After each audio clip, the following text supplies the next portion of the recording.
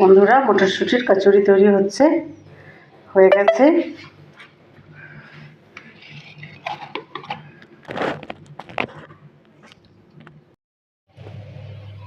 Good morning বন্ধুরা, সকাল সকাল আমি মটরশুঁটি বেটে রেখেছি, কচুরি তৈরি করব বন্ধুরা।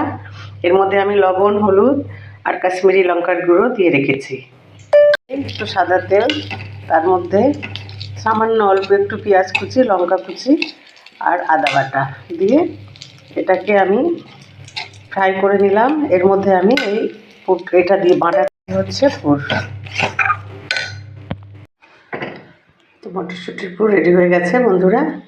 এটা আমি রাত্রে তৈরি করব। ছোট আলু মটরশুঁটি দিয়ে দম আর কচুরি। পুর ভরে রেখেছি অনেকগুলো লিচি।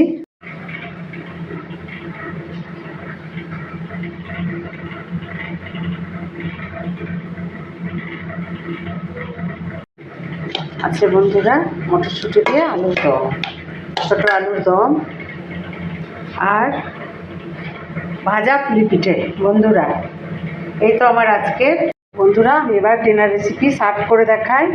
প্রথমে দেখাই আমি রুটি আমার তৈরি হয়েছে, তার সাথে সাথে আমার মটরশুঁটির কচুরি বন্ধুরা।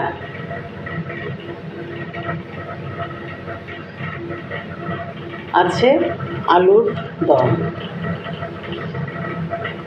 তার সাথে আছে পুলি পিঠে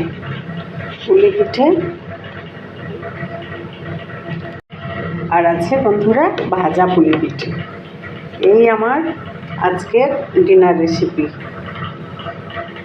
আলুর দম, মটরশুঁটির কচুরি, তার সাথে রুটি আর ভাজা পুলি পিঠে, দুধ পুলি।